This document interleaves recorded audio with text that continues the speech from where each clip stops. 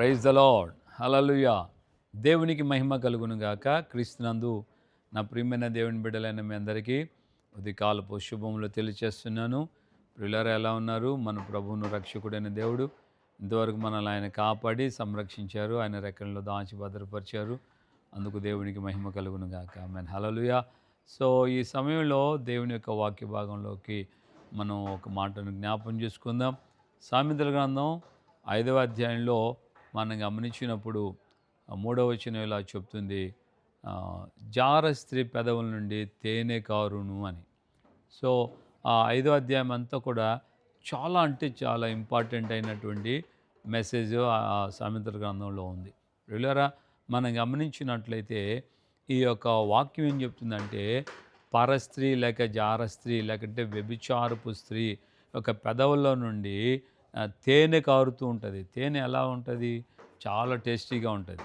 ఆ యొక్క తేనె యొక్క అనుభవాలన్నీ కూడా డిఫరెంట్గా ఉంటాయి కదా. సో దాని యొక్క పర్యవసానం చాలా భయంకరమైనటువంటి ముగింపు అని మనం గమనించవచ్చు. సో ఇక్కడ మనం గమనిస్తే కేవలం పరస్త్రీ అని అన్నప్పుడు స్త్రీని గురించే అని అనుకోకండి. దాని అక్కడ పోల్చి చెప్పబడింది ఏంటంటే పాపానికి సాదృశ్యం. పరస్త్రీ లేక జార స్త్రీ ఇలా మనం గమనించినప్పుడు పాపానికి సాదృశ్యం. పాపము పురుషుల ద్వారానైనా స్త్రీలకు వస్తుంది, లేదంటే స్త్రీల ద్వారా పురుషులకైనా వస్తుంది. సో ఈ రెండు విషయాల్ని గమనించాలి. స్త్రీగా పోల్చిందని కేవలం స్త్రీలను గురించి అంటుందని కానీ అట్లా అనుకోకూడదు. స్త్రీకి పురుషుడి ద్వారా, పురుషుడికి స్త్రీ ద్వారా కూడా ఈ సమస్యలు ఏర్పడుతూ ఉంటాయి. సో అలాంటి పరిస్థితుల్లో వాళ్ళు మొదటిగా మనిషిని పెదాలతో లేదంటే మాటలు కవ్వించే మాటలు, కమ్మని మాటలు, లేకపోతే మనుషుల్ని అట్రాక్ట్ చేసి ఆకర్షింపజేసేటటువంటి రీతిలో ఉన్న మాటలు, లేకుంటే మనుషుల్ని ఓదార్చినట్టుగా ఓదార్చి తమ వలలోకి వేసుకునేటటువంటి మాటలు, ఇలాగా పురుషులు మాట్లాడే వాళ్ళు ఉన్నారు, స్త్రీలు మాట్లాడే వాళ్ళు ఉన్నారు. ప్రారంభం ఎలాగా ఉంటుందంటే చాలా రమ్యంగాను, మధురంగాను, ఇంకా వినాలి అన్నట్లుగాను ఆ మాటలు వినబడుతూ ఉంటాయి. తర్వాత తన యొక్క ముగింపు ఏంటంటే భయంకరమైనటువంటి విషం, భయంకరమైనటువంటి మరణానికి సాదృశ్యమైనటువంటి రీతిలో ఆ యొక్క స్థితిని కొనసాగించబడుతుందని వాక్యం తేటగా చెబుతుంది. ప్రియులారా, ఇది పాప సంబంధమైనటువంటి జీవితాలు. సినిమాలు కావచ్చు, షికారులు కావచ్చు, లోక సంబంధమైన పాటలు కావచ్చు, లోక సంబంధంగా ఇలాగ మనం దేనిని గమనించినా లోక సంబంధమైనటువంటి విషయాల్లో పాపపు ఈ సీరియల్స్ కానివ్వండి, సినిమాలు కానివ్వండి, ఇవన్నీ కూడా ప్రారంభం బాగా ఉంటాయి, అట్రాక్షన్గా ఉంటాయి. కానీ చివరికి ఎక్కడికి తీసుకెళ్తుందంటే వేదనకి, దుఃఖానికి అవి తీసుకొని వెళ్తాయి. దేవునికి స్తోత్రం. హల్లెలూయా. ఇది ఒకవైపున మనం గమనిస్తున్నాం పాపానికి సంబంధించి. రెండవదిగా స్పిరిచువల్ వ్యూలో మనం గమనిస్తే, ఆధ్యాత్మికమైన కోణంలో మనం గమనించినప్పుడు ఆత్మ సంబంధంగా కూడా వాక్యాన్ని అలాగా అట్రాక్ట్ చేసుకునే రీతిలో మాట్లాడే వాళ్ళు ఉన్నారు.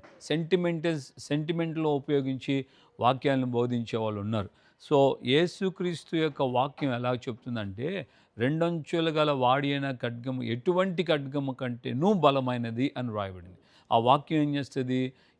నరములను, కీళ్లను, మూలుగులను సైతం విభజించుచు హృదయం యొక్క తలంపుల యొక్క ఆలోచనలు కూడా అది పరీక్షిస్తుంది, పరిశోధిస్తుంది అని వ్రాయబడింది. అంటే వాక్యము రెండంచుల ఖడ్గము కంటే, ఎటువంటి ఖడ్గము కంటే కూడా పదునైనది. ఆ వాక్యం వెళ్ళినప్పుడల్లా ఏం చేస్తుంది? దైవజనుడు పేతురు మాట్లాడినప్పుడు వారి హృదయంలో నొచ్చబడింది అని వ్రాయబడింది. దైవజనుడు పౌలు గారు చెప్తున్నాడు, ఏమని అంటాడంటే, మీరు నేను మీకు రాసిన ఈ పత్రికలో మీరు బాధపడ్డారని నేను సంతోషించటంలే, కానీ దాని యొక్క ముగింపు ఏంటి? దైవ చిత్తానుసారమైన దుఃఖం రక్షణార్థమైన మారు మనసు కలుగు చేస్తుంది. లోక సంబంధమైన దుఃఖం వేదనను కలుగు చేస్తుంది, కానీ దైవ చిత్తానుసారమైన దుఃఖం రక్షణార్థమైన మారు మనసును కలుగు చేస్తుంది అని ఆయన తేటగా చెప్పాడు. సో ఇక్కడ మనం గమనించాల్సినటువంటి మాట, దైవ చిత్తానుసారమైనటువంటి దుఃఖాన్ని కలిగించే రీతిలో ఉంటుంది వాక్యము. ఇలాంటి వాక్యం మనకు రాకుండా మనల్ని ఎంతకీ నునుపులాగా మనల్ని అమ్మా నువ్వు చాలా గొప్పదానివి, గొప్పోడివి, మీ కుటుంబం లేకపోతే ఈ పరిచర్య లేదు, అసలు నిన్నే దేవుడికి పంపించాడు, నేను అట్లా నువ్వు అట్లా నువ్వు ఇట్లా అని చెప్పి ఓ పొగడ్తలు పొగిడించుకునే వాళ్ళు తయారయ్యారు, పొగిడేవాళ్ళు అంతకు మించి ఎక్కువయ్యారు. ఇలాగా అనేక చోట్ల ఇలాంటి స్థితిలు కొనసాగించబడుతూ చివరికి వారి జీవితాల్లో ఆధ్యాత్మికమైన జీవితంలో కూడా వారి యొక్క జీవితం పతనావస్థకి వెళ్ళిపోతుంది. పతనావస్థకి ఘోరమైనటువంటి ముగింపుకి వెళ్ళిపోతుంది. ఓ రోజున ఒక తల్లి పిలువబడింది తన కుమారుని యొక్క ఆఖరి యొక్క పరిస్థితికి. ఎందుకంటే ఆ కుమారునికి కోర్టు విధించింది మరణశిక్ష, హ్యాంగింగ్ చేసి చంపేస్తారు. వాడిని అడిగారు చివరి కోరికేంటి? వాడు అన్నాడు మా అమ్మని చూడాలి చివరి కోరిక. అందరూ అనుకున్నారు వాళ్ళ అమ్మ అంటే ఎంత ప్రేమో పాపం, వాళ్ళ అమ్మని చూడాలి చివరి కోరిక అది. వాళ్ళ అమ్మ దగ్గరికి రాగానే వాళ్ళ అమ్మ మెడ మీద పడి ఇద్దరు ఏడ్చుకున్నారు. ఓ బోరని ఏడ్చుకున్నారు. ఏడ్చుకుంటూ వాడు ఆ యొక్క తల్లి ముఖాన్ని ఇలా రెండు చేతులు తట్టు పట్టుకొని దగ్గరికి ఇటు పట్టుకొని వాళ్ళ అమ్మని చూస్తా అలాగే వాళ్ళ అమ్మ ఈ యొక్క చంపని అలాగే వారు కొరికి లాగేశాడు. ఈ లోపల అక్కడ ఉన్న వాళ్ళందరూ ఏంది ఇంత అఘాయిత్యం చేసాడు వీడు అని చెప్పి వాడిని పక్కకు తీశారు. పక్కకు తీసి ఒరే చావబోతున్నప్పుడు కూడా ఈ యొక్క దుర్మార్గత కార్యాలు ఎందుకురా ఇలా ఎందుకు చేసావనంటే అప్పుడు వాడు అన్నాడు, మా అమ్మ నా బాల్యంలోనే నేను చేసిన చిన్న దొంగతనాన్ని మెచ్చుకోకుండా నన్ను 4 దెబ్బలు కొట్టునుంటే ఈ రోజున అకాల మరణం నా చిన్న వయసులోనే నేను ఈ విధంగా ఊరికమ్మం ఎక్కే పరిస్థితి తప్పేది కదా. ఆ రోజున మా అమ్మ నా చిన్న మనసులో నా హృదయంలో మా అమ్మ సంతోషాన్ని చూసి మా అమ్మ సంతోషంగా ఉంటే చాలు అనుకుంటూ నేను ఆ దొంగతనాలు చేశాను. అది రోజుకి పెచ్చుమీరిపోయింది. ఎంతగా దొంగతనాలకి ప్రసిద్ధి అయిపోయానంటే నేను ఈ రోజున ఊరికమ్మం ఎక్కేంత వరకు నా స్థితి వచ్చింది. అంటే ఇక్కడ గమనించాలి, ఇటు శారీరక తల్లిదండ్రులు కావచ్చు, ఇటు ఆధ్యాత్మికమైన తల్లిదండ్రులు కావచ్చు, సరైనటువంటి ఉపదేశం, హెచ్చరిక, గద్దింపు లేకుండా నునుపు మాటలు తేనె పలుకులుగా మాట్లాడితే ముగింపు ఇంత ఘోరంగా ఉంటుంది. ఆ రోజున చెప్పే బోధకుడైనా నీకు సహాయం చేయకుండా పోవచ్చేమో, ఆ రోజున నీ పరిస్థితులు భిన్నంగా ఉండొచ్చేమో, వారి మీదో వీరి మీదో నువ్వు నేరాలు మోపటం కంటే కూడా నీ జీవితంలో నీకు నీవుగానే సరిచేసుకో. నిన్ను హెచ్చరించి గద్దించి బుద్ధి చెప్పి దేవుణ్ణి మాత్రమే ప్రకటింపచేస్తూ దేవుని ఎదుట నిలబెట్టే ఆ ఉపదేశం కావాలా, లేకుంటే నిన్ను తేనెతో పూసినటువంటి తేనెలోలికేటువంటి పలుకులతో విషయానికి నిన్ను తీసుకొచ్చే ఆ స్థితికి కావాలా? ఆలోచించి ప్రభు సన్నిధిలో నువ్వు ప్రార్థన చేసుకుని దైవికంగా నువ్వు ఎదగాలని, దైవ సంబంధమైనటువంటి రీతిలో పురికొల్పబడుతూ ప్రభు రాకడికి రాజ్యానికి సిద్ధపడాలని సేవకులుగా కోరుకుంటున్నాను. కృప మనకు తోడుగా ఉండను గాక. ప్రార్థన చేసుకుందాం. ప్రేమగల తండ్రి, ఉదయకాలమందు నాయన ఈ యొక్క నాయన విషయమును చిమ్మే అయ్యా తేనె పలుకుల గురించి మాకు మీరు తెలియచేశారు.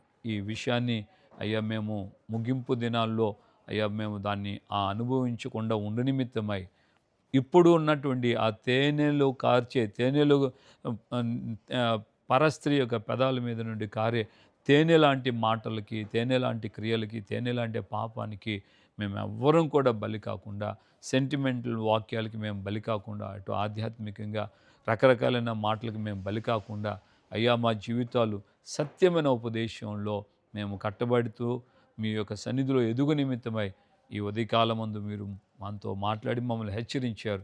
అందుకే స్తోత్రాలు. ప్రతి మాటను జాగరూకులుగా మీ సన్నిధిలో మేము భయభక్తులతో అయ్యా ముందుకు కొనసాగించుకుంటూ మా జీవితాన్ని సరిచేసుకొని మీరు ఆఖరికి రాజ్యానికి సిద్ధపట్టుకు సహాయం చేయండి. ఘనత, మహిమ, ప్రభావాలు మీరు మాత్రమే పొందమని యేసు పరిశుద్ధ నామములో ప్రార్థన చేసి పొందున్నాము తండ్రి. ఆమెన్.